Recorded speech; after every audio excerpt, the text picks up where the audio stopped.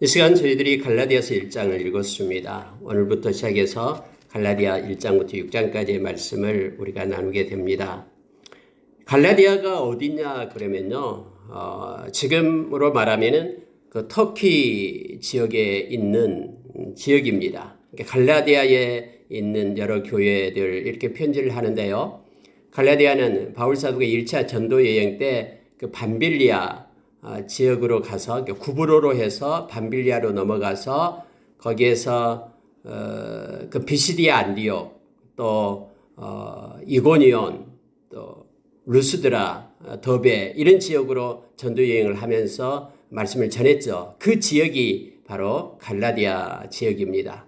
그곳에 있는 교회에게 지금 편지를 하고 있습니다. 왜냐하면 바울 사도가 그곳에서 하나님의 말씀을 그렇게 전했는데 문제는 뭐냐면은 다른 복음이 거짓 복음이 그곳에 전달되고 있었기 때문에 그렇습니다. 바울 사도 말고 거짓 교사들이 가서 바울이 전한 그러한 예수를 믿으면 구원을 얻는다라는 그 복음만으로는 부족하다. 다른 복음이 있어야 된다. 다시 말하면 할례도 받아야 되고 뿐만 아니라 또 율법도 지켜야지만이 구원을 받는 것이지 어떻게 예수 믿는 것 가지고 구원을 받을 수 있냐? 이런 거짓 복음이 그곳에 증거되고 있었습니다. 그래서 바울 사도가 갈라디아 교회에 있는 그 1차 전도 지역, 그 지역을 향하여 편지를 쓴 것이 바로 이 갈라디아서입니다. 갈라디아서의 주요 내용이 바로 순수한 복음은 이것이다. 진짜 복음이 이것이다. 진리가 이것이다. 라는 것을 거기에 쓰면서 나타내주고 있는 것입니다. 여러분 오늘날도 동일하게 거짓 복음이 많습니다.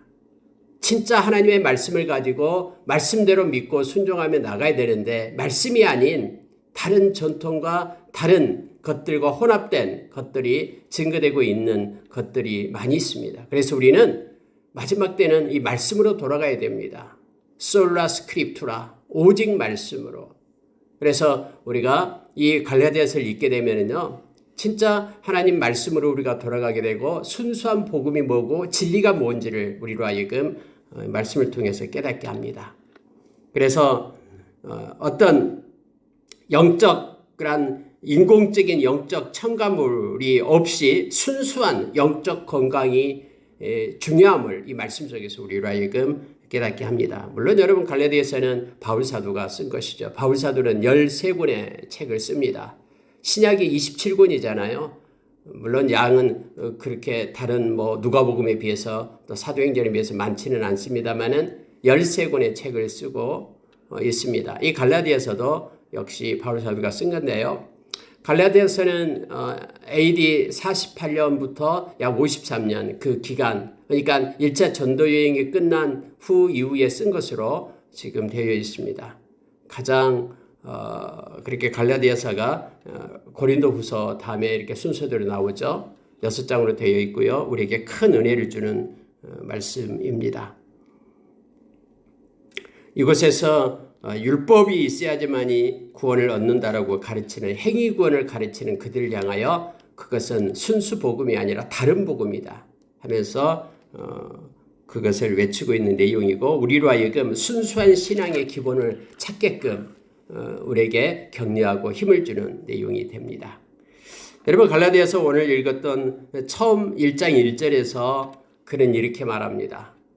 사람들에게서 난 것 아니다. 사람으로 말미암은 것 아니다. 내가 사도된 것은 바로 예수 그리스도, 오직 예수 그리스도와 그를 죽은 자 가운데서 살리신 하나님 아버지로 말미암아 내가 사도가 되었다 하면서 바울 사도의 사도권을 먼저 얘기합니다. 왜냐하면 거짓 교사들이 바울 사도는 사도도 아니야. 예수님의 제자도 아니었어 하면서 그가 전한 복음이 뭐가 맞아? 하면서 이렇게 비난했기 때문에 가장 먼저 나는 사람들로부터 세워진 게 아니다.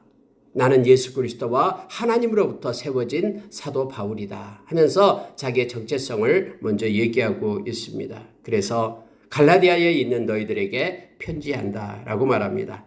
자, 여러분 은혜와 평강이 너희에게 있기를 원한다라고 인사말을 한 다음에 4절을 보십시오. 그리스도께서 하나님 곧 우리 아버지의 뜻을 따라 이 악한 세대에서 우리를 건지시려고 우리 죄를 대속하기 위하여 자기 몸을 주셨으니 영광이 그에게 세세토록 있을지어다. 여러분 4절 5절 묵상하면요 엄청난 은혜가 우리 가운데 임함을 보게 됩니다. 복음이 너무나 뚜렷합니다. 한번 보십시오. 그리스도께서 예수님이십니다. 하나님 곧 우리 아버지의 뜻을 따라. 여러분 예수님은 혼자서 행한 것이 아니다라는 거예요. 오래전부터 하나님의 뜻에 의해서 많은 선지자들이 와서 그렇게 예언했던 그 말씀을 따라서 우리 아버지의 뜻을 따라서 예수 그리스도께서 이 땅에 오셨다라고 말합니다. 그냥 뚝딱 떨어진 게 아니에요. 갑자기 번개가 치듯이 예수님이 오신 게 아니다라고 말합니다. 예수님은 하나님의 뜻을 따라서 이 땅에 오시고 모든 일을 행하셨다라고 말하고 있습니다. 근데 이 악한 세대에서 왜 예수님이 그러면 그렇게 하나님의 뜻을 따라 오셨냐? 우리를 건지시려고. 목적이 분명합니다. 예수님이 왜 이 땅에 오셨냐? 그냥 심심해서 놀러 오신 것 아니고요. 그냥 우연히 이 땅에 오신 것 아니고요. 이 악한 세대에서 우리를 건지시기 위하여 예수님이 오셨다. 그러니까 예수님은 하나님의 뜻을 따라서 이 악한 세상에 오셨는데 이 악한 세대에서 우리를 건지기 위한 목적으로 오셨다. 그래서 이름이 예수입니다. 여러분 예수는요. 자기 백성들을 구원할 자 이런 뜻입니다. 예수님이 이 땅에 오신 것은 자기 백성을 구원하기 위하여 오셨다라고 지금 말하고 있는 것입니다. 예수님이 그렇게 말씀하셨듯이요. 그리고 성경에는 이 악한 세대에서 이렇게 말합니다. 어그러지고 거스른 이 세대 속에서 당신의 백성들을 구하기 위하여 우리를 구하기 위하여 당신의 백성들 우리를 구하기 위하여 예수님이 하나님의 뜻을 따라 오셨다라고 말합니다. 그래서 여러분 예수님은 요한복음 4장 34절에서 말해주고 있잖아요. 나에게는 양식이 있다. 너희들이 먹지 못하는 나에게만 양식이 있는데 그게 뭐냐면은 나의 양식은 아버지의 뜻을 행하는 것이다. 그것도 온전히 이 땅에서 아버지의 뜻을 행하는 것이 예수님의 양식이다라고 말합니다. 이 땅에 오신 목적이에요. 우리가 밥을 먹어야 살 수 있듯이 양식을 먹어야 살 수 있듯이 예수님께서 이 땅에 존재의 이유가 뭐냐면 아버지의 뜻을 행하기 위하여. 아버지의 뜻이 뭡니까?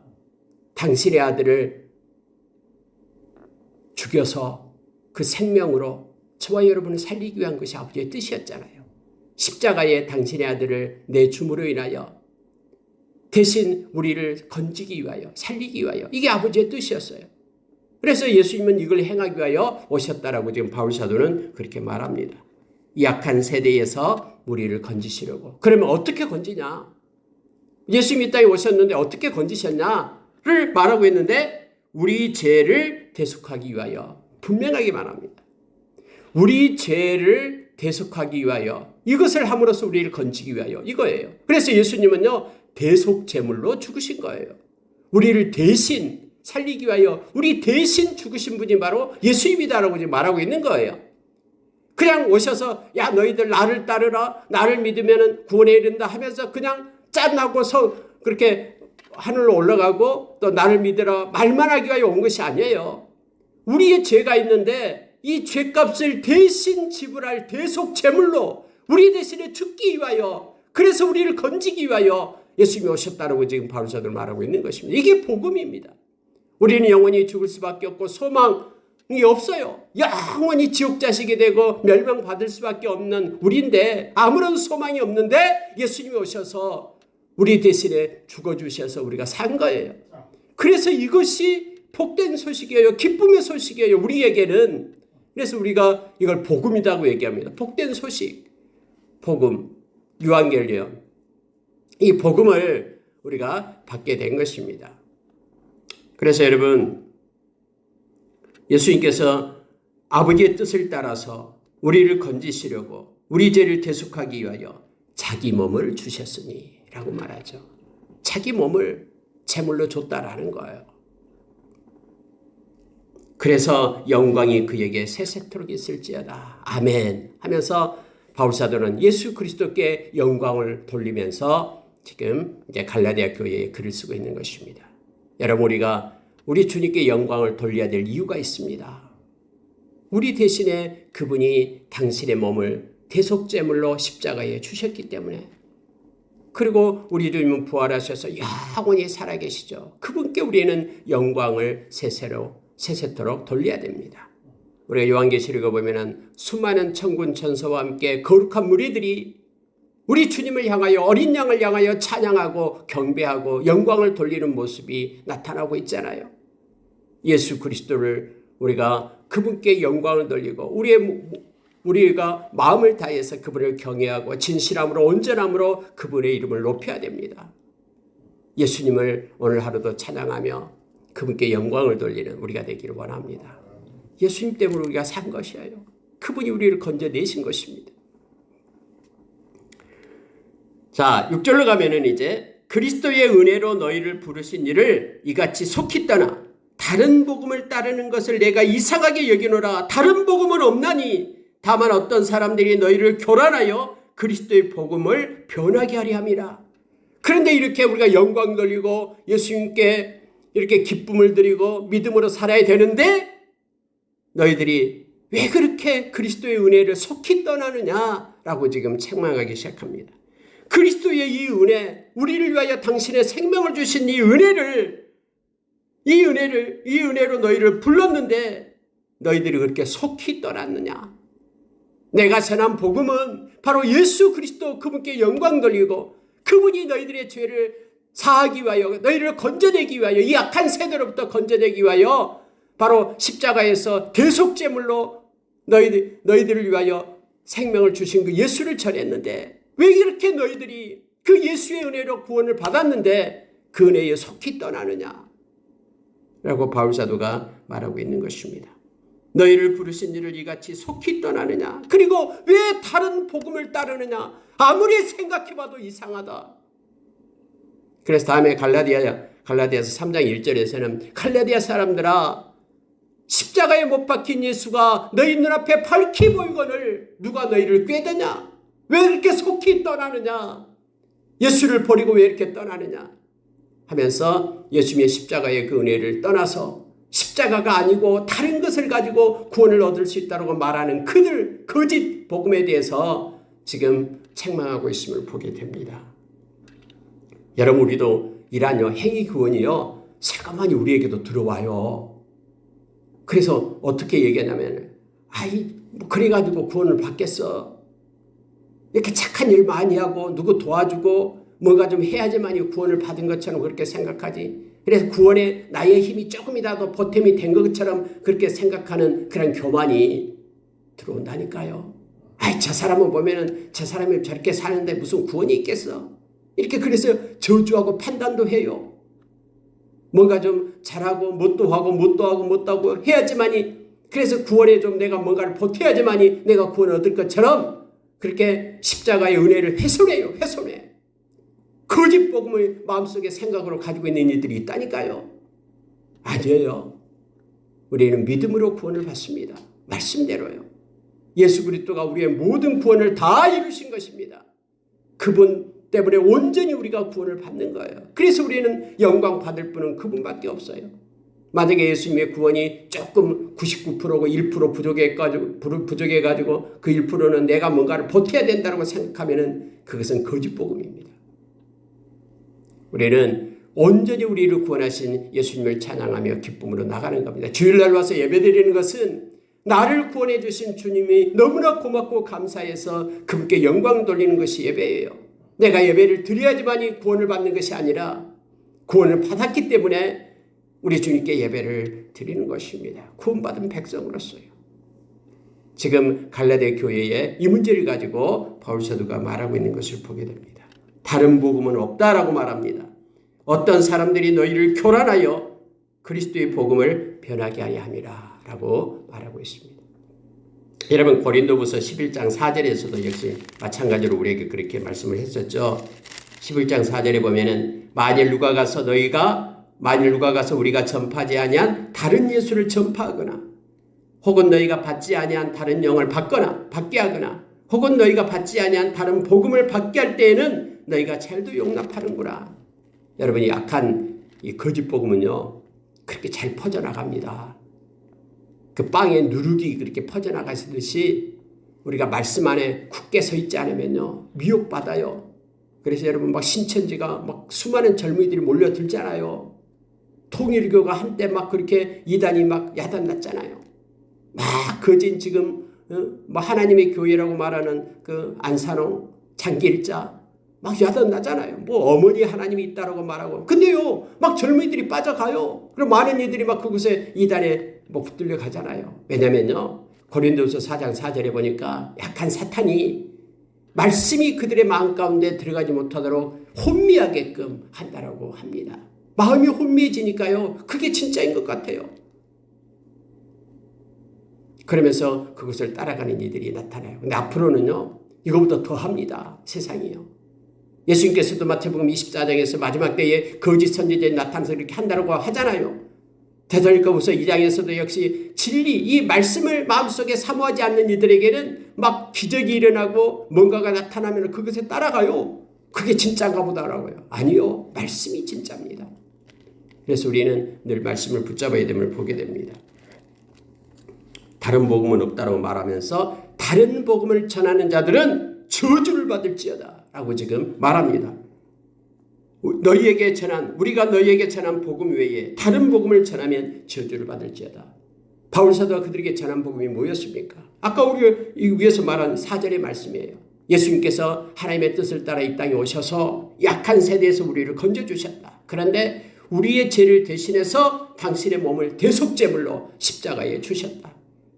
그래서 우리는 예수님만 믿으면 우리는 대속제물 대신 예수님 때문에 우리가 구원을 얻는다. 이거 복음 외에 다른 것에 구원이 있다고 전하는 이들은 다 저주를 받을지어다라고 말합니다. 여러분 저주다는 말이요. 저주가 헬라어로 아나데마라는 건데요. 아나데마라는 이 저주는 뭐냐면은 불태워 없어질 재물 이런 뜻이에요. 이렇게 여러분 옛날에는 제사를 지내고 할 때 그걸 번제로 불에 태워서 막 짐승들을 없애잖아요. 마지막에 이렇게 불태워 없어질 재물이라는 의미가 바로 이 아나데마예요. 그들이 저주를 받을지어다 이 말은요. 그들은 반드시 멸망당한다라는 뜻이에요. 이게 저주라는 뜻이죠. 뭐 다른 사람들이 누군가를 저주하는 거요. 그거 저주가 이루어지지 않습니다. 다 이렇게 새가 가지에 앉았다가 따라가면은 그냥 흔적이 없어지듯이 다른 사람의 말은 저주 임하지 않습니다. 왜냐하면 모든 것이 다 하나님의 손에 있기 때문에. 그래서 그런 거 두려워하면 안 됩니다. 그러나 여기서 바울 사도가 말할 때 다른 복음을 전하는 이들 그들은 반드시 멸망받는다라고 성경 말합니다.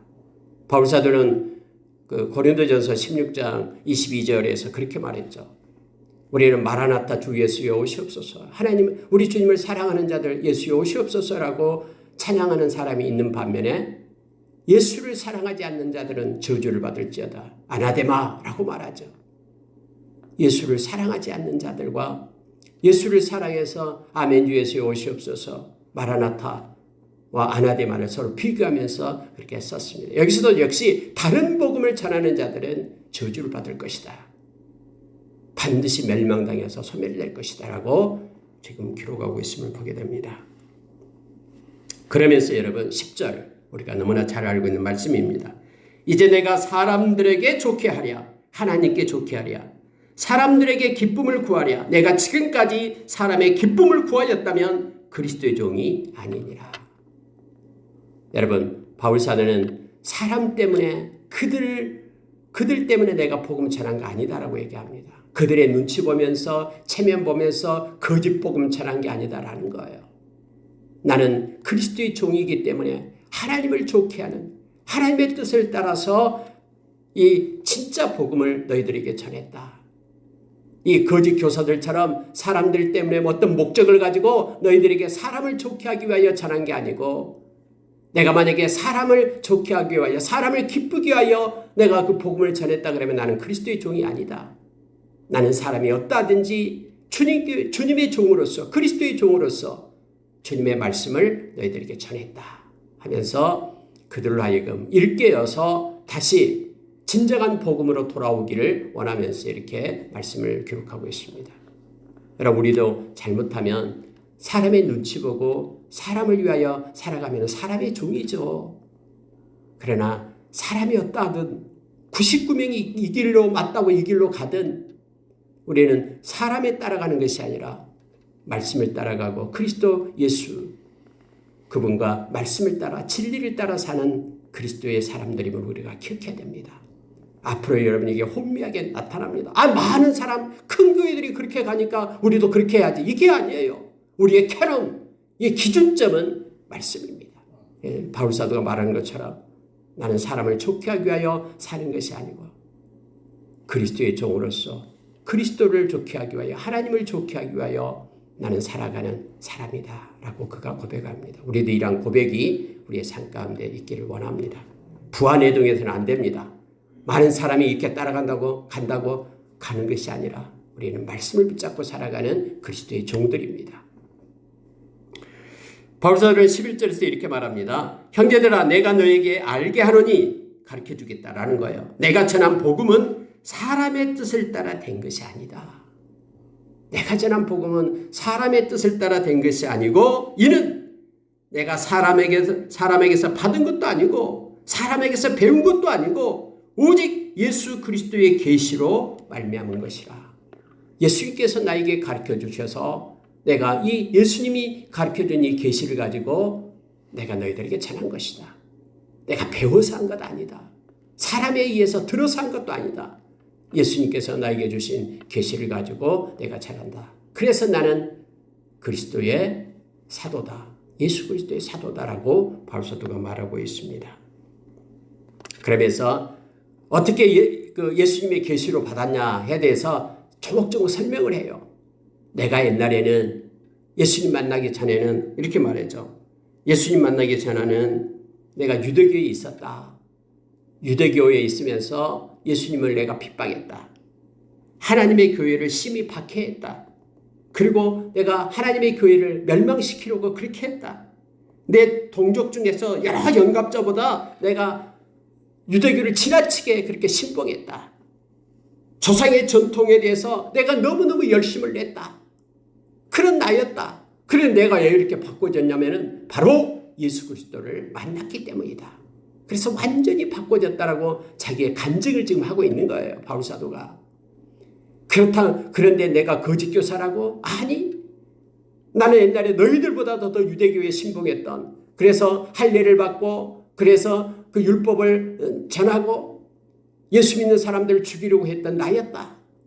그런데 내가 예수님 때문에 진짜 복음을 받고 바꿔져 가지고 너희들에게 그 복음을 전한 것이다. 나는 사람 때문에 한 것이 아니다 하면서 자기가 만난 예수님을 그들에게 간증하고 있는 바울사도의 모습을 보게 됩니다. 그러면서 중요한 말을 기록하고 있는데요. 15절 보십시오.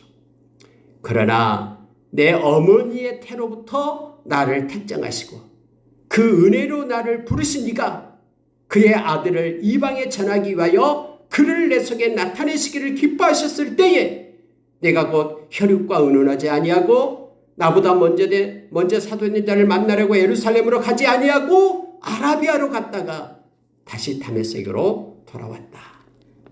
여러분 갑자기 여기서요. 다른 데는 나오지 않는 내가 아라비아로 들어갔다라는 말이 나와요. 여러분 우리가 너무나 잘 알다시피 사도행전 9장에서 다메섹 도상에서 예수님은 바울 사도를 만나잖아요. 누굽니까?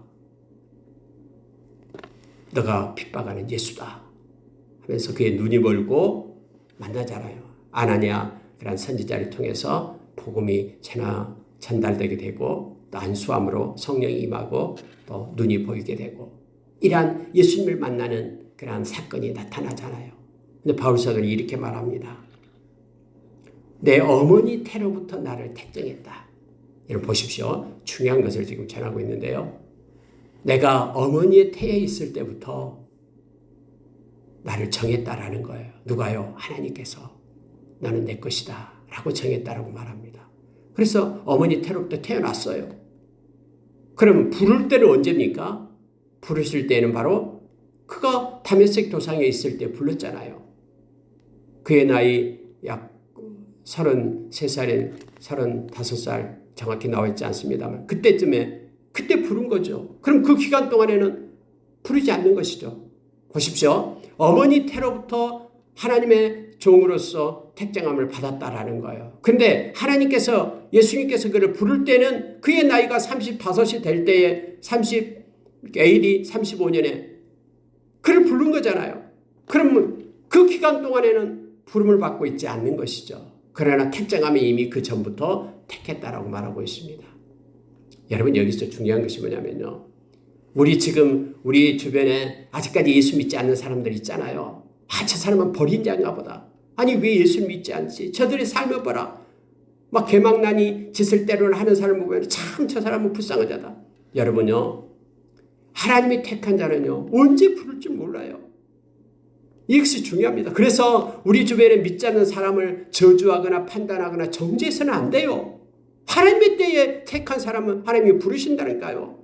바울 사도도 처음부터 부른 것이 아니라 그의 태로부터 택장함을 입었지만은 그가 나이가 들어서 또 다메섹 도상의 그 장소에서 그가 부름을 받잖아요. 지금 바울 사도도 이걸 얘기하고 있는 거예요. 그래서 그 사람이 죽을 때까지 그 사람에 대해서 믿지 않는 사람에 대해서 무시하거나 홀대해서는 안 됩니다. 그가 언제 하나님의 때에 그가 부를 수 있어요.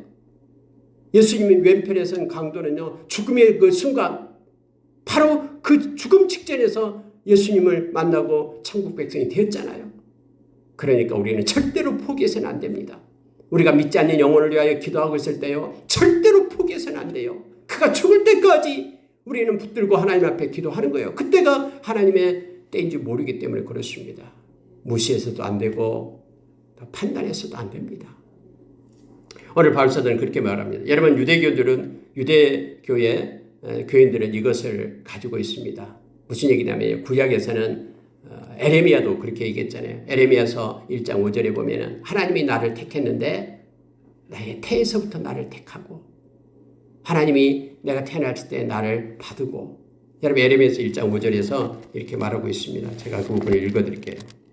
에레미야서 1장 5절에 보면은 이사야도 역시 그렇습니다만은 에레미야에게 이렇게 말합니다. 에레미야서 1장 5절. 내가 너를, 하나님이 그렇게 말씀하신 거예요. 에레미야에게. 내가, 하나님이 너를, 에레미야를 모태에 짓기 전에 너를 알았고 네가 배에서 나오기 전에 너를 성별하였고 너를 여러 나라의 선지자로 세웠노라. 하나님은 미리 다 아셨다라고 말합니다. 이사야도 역시 그렇게 고백을 하고 있는데 이사야서 49장을 보면은 49장 1절에 이렇게 말합니다. 섬들아 내게 들으라, 먼 곳의 백성들아 귀를 기울이라. 여호와께서 태에서부터 나를 부르셨고 내 어머니의 복중에서부터 내 이름을 기억하였다. 했어요. 우리도 마찬가지입니다. 우리도 로마서 8장 29절에 보면은 우리는 천지가 창조되기 전부터 하나님께서 저와 여러분을 아셨답니다. 그리고 그의 아들의 형상을 본받기 하기 위하여 우리를 정하셨다라고 말합니다. 택정하셨어요. 그리고 우리를 불렀습니다. 의롭다 하셨습니다. 예수님의 보혈로요. 그리고 하나님의 자녀로서 우리를 영화롭게 하면서 영원한 하나님의 나라를 우리에게 주신 것입니다. 하나님이 저와 여러분 그냥 이렇게 갑자기 우리를 부른 게 아니에요. 이처럼 하나님은 다 아시고 정하시고 부르신 분이라는 것을 성경 우리에게 기록되고 또 이것이 우리에게 큰 은혜를 줍니다. 아라비아로 가서 다음에 3년 만에 왔다라고 말하고 있죠. 그곳에서 예수 그리스도의 계시를 받은 것으로 많은 신학자들은 그렇게 말합니다. 주님을 만나고 성령의 인도하신 가운데 바울 사도가 변화되고 이러한 과정이 있었을 것이다라고 말하고 있습니다. 말씀을 마치겠습니다. 이렇게 해서 이제 예루살렘으로 올라갔는데 게바를 방문하고 15일간 함께 있고 그때 주의 형제 야고보를 거기서 만났다. 그리고 23절 보십시오. 다만 우리를 박해하였던 자가 전에 멸하려던 그 마음을 지금 그 믿음을 지금 전한다함을 듣고 나로 말미암아 하나님께 영광을 돌리니라. 여러분, 많은 주변에 예수 믿는 사람들이요 바울 사도를 보고 하나님께 영광을 돌렸다라고 얘기합니다. 왜냐하면 바울 사도가 전에는 예수 믿는 사람들을 막 죽이려고 멸하려고 막 쫓아다녔잖아요. 근데 그가 예수를 만나고 회심을 했다라는 거예요. 그래서 이제는 예수 그리스도를 전한다라는 소식을 듣고 많은 사람들이 너무 기뻐서 박수치면서 지금 나로 말미암아 하나님께 돌리니라. 우리를 박해하였던 자가 전에 멸하려던 그 믿음을 지금 전한다함을 듣고 나로 말미암아 하나님께 영광을 돌리니라 하면서 예수 그리스도 때문에 바울사도가 구원을 받게 되고 회심을 해서 많은 성도들에게 기쁨이 되고 그리고 하나님께 영광을 돌렸다라고 좀 말합니다. 오늘날도 여러분 가끔 나오잖아요. 막 무슨 스님, 해강 스님인가 무슨 스님이 예수 믿고는 그렇게 고백을 하잖아요. 다 나머지 거는 다 가짜다. 오직 우리를 구원하실 분은 예수님밖에 없다 하면서 막 간증도 하고 그런 분도 있잖아요. 지금 바울사도는 그런 내용으로 지금 이렇게 글을 쓰고 있습니다. 그런데 내가 말하는 복음이 바로 진짜다. 거짓 복음에 속지 말라 하면서 갈라디아 교인들을 순수한 복음을 가지고 살 것을 혼합된 것이 아니라 그렇게 지금 요청하고 있습니다. 말씀입니다. 결국 우리가 말씀을 붙잡고 살아가는 것만이 흔들리지 않고 진짜 참 진리를 파수하는 것입니다. 그리고 이것이 우리를 구원하게 될 것입니다. 오늘 하루도 우리가 진짜 복음 말씀을 따라 살아가는 우리가 되기를 원합니다. 기도하겠습니다.